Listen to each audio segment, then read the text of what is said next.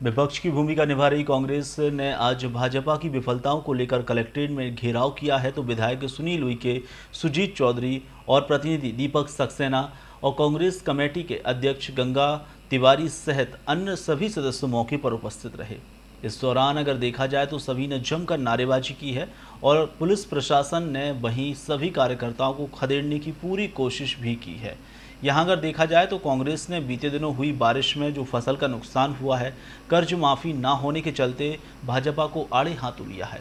Corona में इलाज के दौरान हो रही लापरवाही और मौतों के आंकड़े को लेकर भी घेरने की तैयारी की गई। ऐसे तमाम मुद्दे थे जिसको लेकर कांग्रेस ने जमकर रोष जाहिर किया है।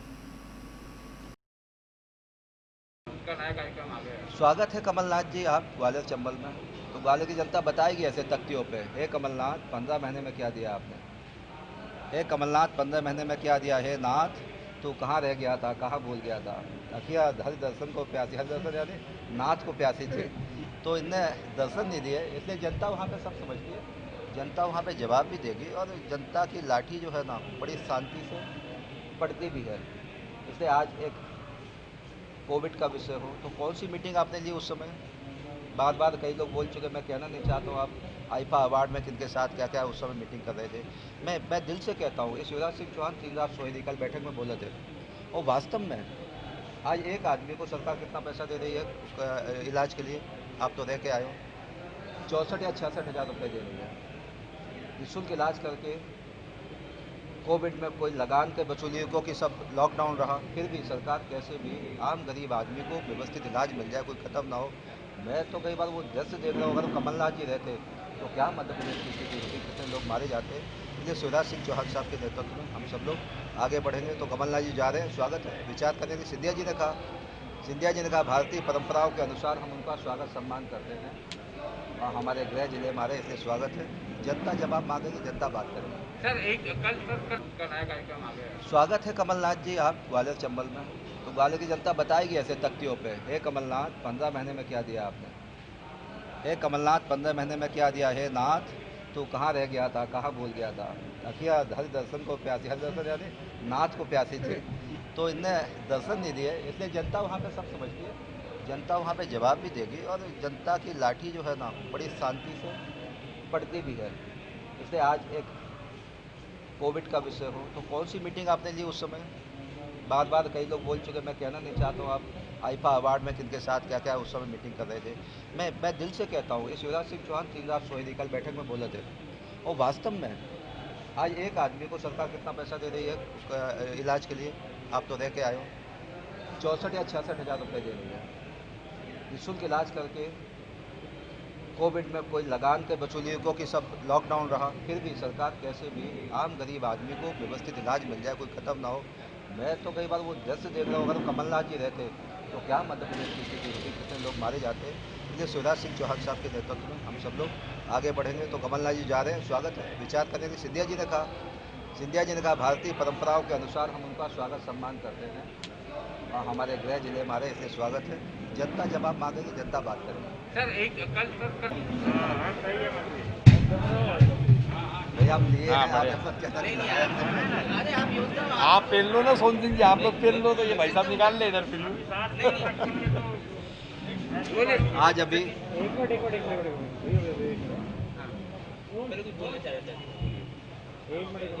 आज हमारी एक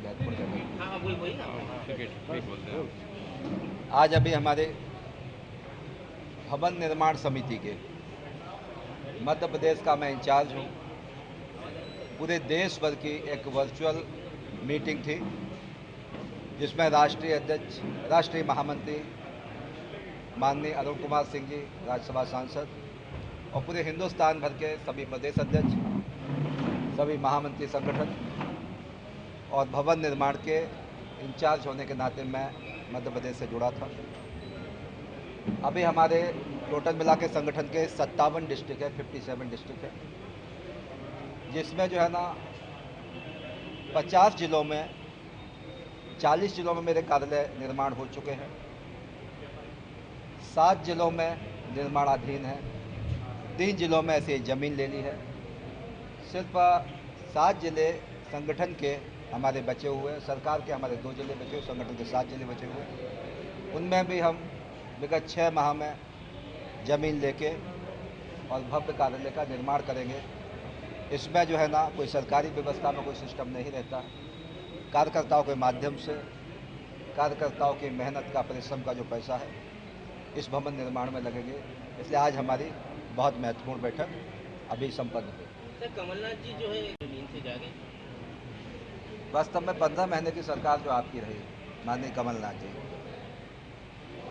आप अंतरात्मा में झांक के देख लीजिए। आपने एक पेन ड्राइव या एक सीडी जारी की, अनादि टीवी वाले अगर यहाँ पे होंगे तो उनने उस पर बड़ा डिस्कशन किया था। उसमें उन्होंने कई किसानों से बातचीत किया था। जब बातचीत में ध्यान आया तो बहुत से किसानों के कागजों पर कर्जे माफ हैं। मैं सहकारिता मंत्री हूँ। वास्तव में हमारी सब बैंक सोसाइटियों को डुबोने के काम में भी ये लोग प्रयास किए हैं। किसानों के खाते में पैसे नहीं गए हैं। आपने कहा था कि हम 10 दिन में संपूर्ण कर्जा माफ करेंगे। 10 दिन के 15 महीने रहे आपने नहीं किया। अभी 4-5 दिन पहले मैं देख रहा था बेरोजगारों का आंदोलन, कोई 25, 50, 60 लोग थे, भिंड में भी थे, बड़े जुतम पैजार हो गया।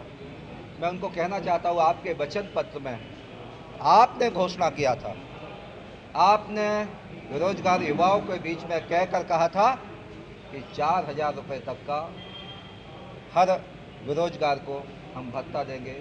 मैं पूछना चाहता हूँ माननीय कमलनाथ जी से, कांग्रेस के नेताओं से, कांग्रेस की सरकार से, 1 रुपये भी किसी मध्य प्रदेश के युवाओं के खाते में डाले हैं क्या? प्लांटेड करके चुनाव में माहौल ख़राब करने के लिए, चुनाव में वातावरण ख़राब करने के लिए इस प्रकार का एक नाटक नौटंकी करने का प्रयास कर रहे हैं। अभी चंबल में एक पूर्व सहकारिता मंत्री एक पद यात्रा निकाल रहे हैं, नदी बचाओ, खनन नहीं हो। मैं उनसे पूछना चाहता हूँ, अंतरात्मा में झांक के देखें, वास्तव में इस 15 महीनों की सरकार में कितना खनन हुआ और आज भी जो टेंडर हुए तो उसमें कौन लोग थे? हमारे समय में अभी टेंडर कोई नहीं हुए हैं वहाँ चंबल में। एक कांग्रेस के कार्यकाल के टेंडर है, कांग्रेस के समय के वहाँ ठेकेदार साउथ का कोई रहती या कोई बंधु है। आप मीडिया के माध्यम से कहना चाहता हूँ, आप देखोगे जाके, मैं किसी का नाम कोड नहीं करना चाहता हूँ, किनकी विधानसभाओं में सबसे ज़्यादा अवैध उत्खनन हो रहा है। तो मेरा भिंड जिले में अटेर विधानसभा में एक भी माइनिंग कोई है ही नहीं। चंबल की सेंचुरी है तो कोई चंबल में माइनिंग होती ही नहीं है। तो मैं मीडिया के माध्यम से, मीडिया के मित्रों से भी कहना चाहता हूँ, आप अगर देखेंगे जाके तो किनकी विधानसभाओं में जो बोल रहे हैं, देखेंगे तो लगातार अवैध उत्खनन चल रहा है। हमको भी दर्द होता है, कष्ट होता है। कई बार तो कछुआ जो है नदी में जो रहते हैं वो भी उसमें ट्रकों में चले आते हैं, जब वहाँ निर्माण करते हैं वो देखते भी हैं। तो इस प्रकार से एक चंबल में और पूरे प्रदेश में उपचुनाव है। उपचुनाव के कारण कह रहे हैं कि अगर खिसियानी बिल्ली खम्बा नोचे। कमलनाथ जी का कार्यक्रम बनता ग्वालियर में, मैं कल भी कहा था, मैं आज भी कहना चाहता हूँ, पिछले 15 महीने में माननीय ज्योतिरादित्य सिंधिया का वो एरिया है, एक फूटी कौड़ी भी, एक चवन्नी भी माननीय कमलनाथ जी ने ग्वालियर में कभी दी नहीं। देना तो दूर, कभी भी कोई भी कार्यक्रम भी सरकारी में माननीय मुख्यमंत्री कमलनाथ जी उस समय रहे, किसी में जाना नहीं हुआ है। इसलिए चंबल क्षेत्र की जनता सबसे ज़्यादा वहाँ पे चुनाव है, वो सब एहसास कर रही है, फील कर रही है। क्योंकि जैसे ही सरकार बदलती है तो सबसे पहला मध्य प्रदेश में 8,500 करोड़ रुपए का कोई काम जो कि कमलनाथ जी ने रोक दिया था, चंबल प्रोग्रेस वे के निर्माण के लिए मध्य प्रदेश के मुख्यमंत्री शिवराज सिंह चौहान ने एक बहुत बड़ा काम चंबल ग्वालियर को दिया है।